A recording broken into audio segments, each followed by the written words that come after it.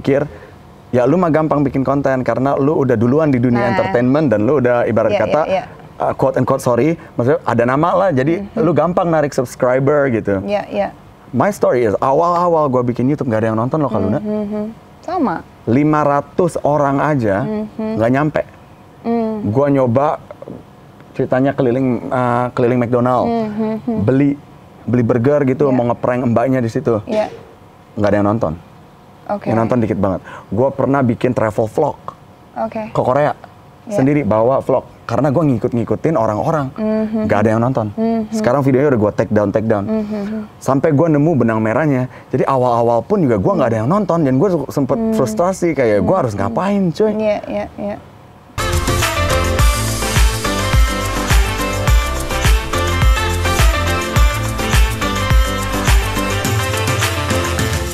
Tapi gue pernah, bukan pernah sih, gue pernah inget obrolan lo ke gue. Apa?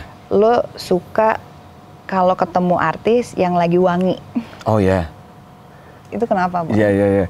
Jadi kita sebagai content creator kan kita produser juga ya. Just like you produce your shows kan. Kita juga harus tahu apa yang masyarakat lagi suka. Ya kan, artis siapa atau public figure siapa yang lagi happening. Jadi itu sah-sah aja ya? Oh itu sah dong. Yang kita bisa interview, kita tanya-tanyain mereka. The questions I'm asking, are you happy? You're asking me now? Iya, kayak nanya-nanya orang-orang kayak gitu yang lagi happening in the media. Are you happy? Kenapa bisa begini ceritanya? Kenapa begini? Are you okay? Orang-orang kayak gitu gue kejar. Semua orang yang lagi wangi gue kejar. Waktu itu kan lu wangi banget tuh. Oh gitu. Sekarang gue wangi loh. Lu tetap wangi. Lu namanya tuh ya. Gue selalu bilang loh kalau ditanya-tanya sama orang-orang, artis Indonesia yang nggak turun-turun namanya tuh ya, perempuan. Dia dari kapan tahu sampai sekarang beritanya melayang aja gitu. Padahal gue nggak minta loh, Boy. Tapi itu ya alhamdulillah tuh, I don't know. Aku harus bersyukur atau kadang-kadang juga capek juga sih. Kan ada orang yang bilang bad publicity ya tetap publicity, jadi tetap harus di embrace bahwa kita masih ada di seputaran yang. Tapi kalau bad publicity terus capek nggak sih? Capek. Iya nggak sih? Tapi lu nggak takut dibilang pansos? Gue? Iya, maksudnya kalau selalu nempel dengan yang wangi-wangi. Bukan pansos, tapi itu kayak ngegali ceritanya mereka. Emang dari awal gue punya konten itu di mobil selalu ngundang-ngundang public figure yang top. Jadi sampai sekarang mungkin gue udah bangun image-nya bahwa gue ngobrol sama orang-orang seperti itu gitu. Sampai akhirnya Pak Jokowi juga hadir di mobil lo ya. Bukan pansos sih, di balik kamera juga gue pulang gue tidur. Gue bukan yang social climbing to the bar gitu, gue males. You know? Wow. Tapi secara teknis, Boy, lu tuh mikirin nggak sih dari gambar, dari misalkan, let's say editingnya gimana, lu kerjain semua sendiri atau lu terserah deh kasih editor gitu, nih lu atur deh gimana? No, kalau gue benar-benar anal banget. Masalah semuanya lo editing, masalah cara pengambilan gambar, editing semuanya, ada editor yang ngerjain semuanya, kita ada manpower juga, tapi ujung-ujungnya gue harus QC. Dan kadang-kadang kalau Nebeng Boy ini ya, what happens behind Nebeng Boy, setelah itu file udah dimasukin ke Premiere, ya, udah di-sync audionya, gue yang akan pilih-pilih dulu, gue yang rough cut. Gue mau omongan ini, gue mau omongan ini, gue mau omongan ini, gue yang rough cut sendiri, terus editornya yang nyambung-nyambungin. Tapi gue yang milihin dulu.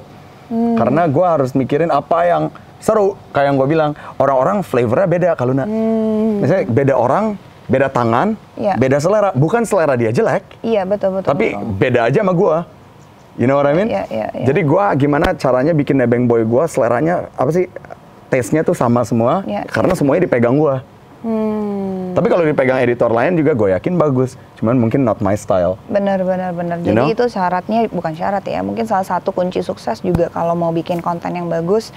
Dari head to toe ibaratnya ya, kita harus benar-benar ngerti dari benar-benar A to Z juga, you're involved gitu loh. Jadi nggak cuma sekedar gue syuting lah dan udah terserah apapun itu.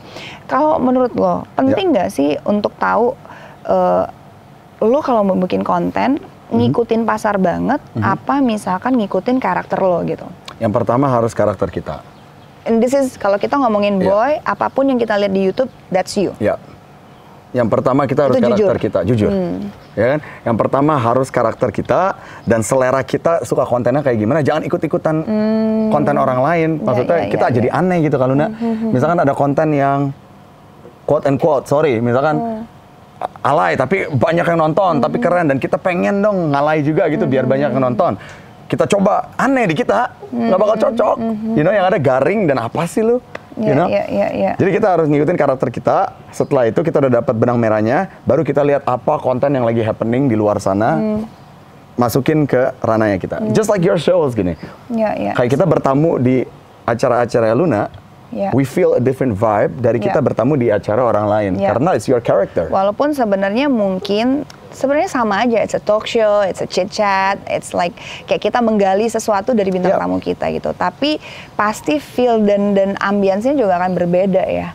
Terus kalau menurut lo, oke, itu kan lo, gimana buat teman-teman yang sebelumnya bukan siapa-siapa tapi pengen bikin konten yang apa yang menarik, yang bisa dilirik gitu. Soalnya sekarang kan banyak just to get viewers, just to get subscriber yang banyak supaya ditoles, supaya viral, akhirnya banyak yang terjerumus, harus melakukan hal yang ekstrim, yang gila, sampai ada yang masuk penjara lah, sampai harus ada yang nangis-nangis minta maaf atau gimana gitu loh. Jangan kayak gitu.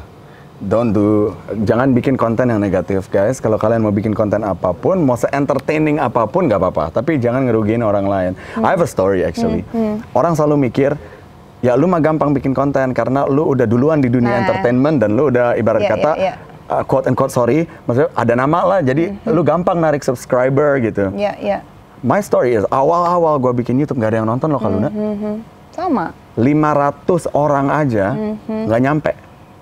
Gua nyoba ceritanya keliling McDonald, beli burger gitu, mau ngeprank mbaknya di situ, nggak ada yang nonton.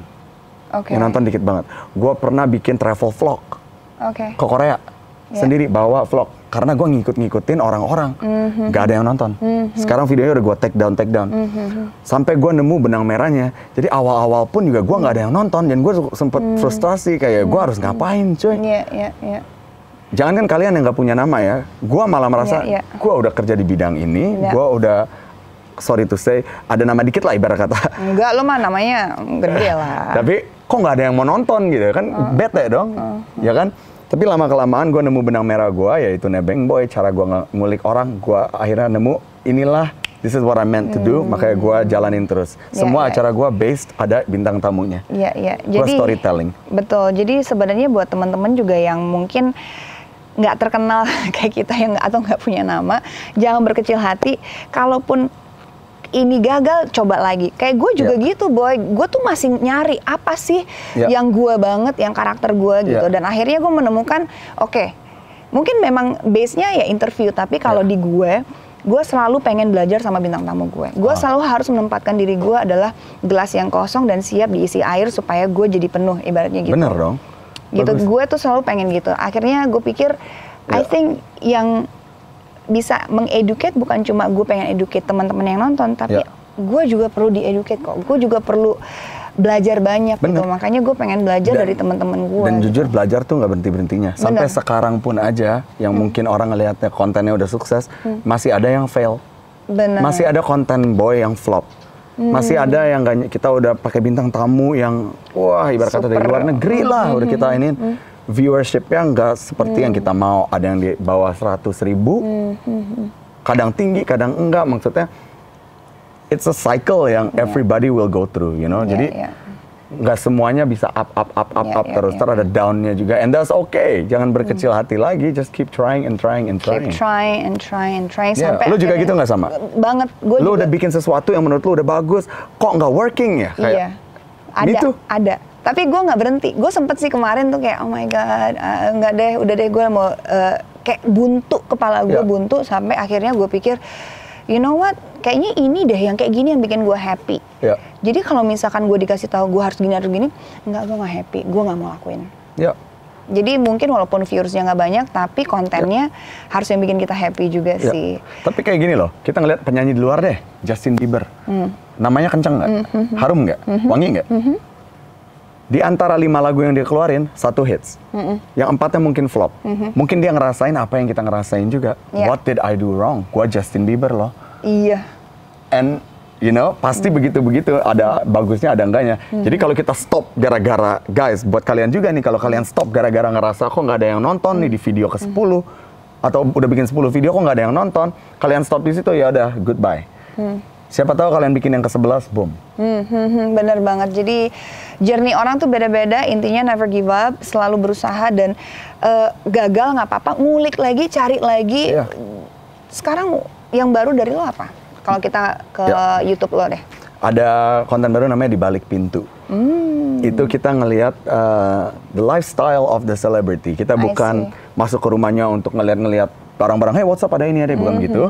Tetapi lebih ke kita ngelihat desain interiornya dan cerita di balik piala-pialanya. Pokoknya the apa sih achievement dari para selebriti dan lain sebagainya.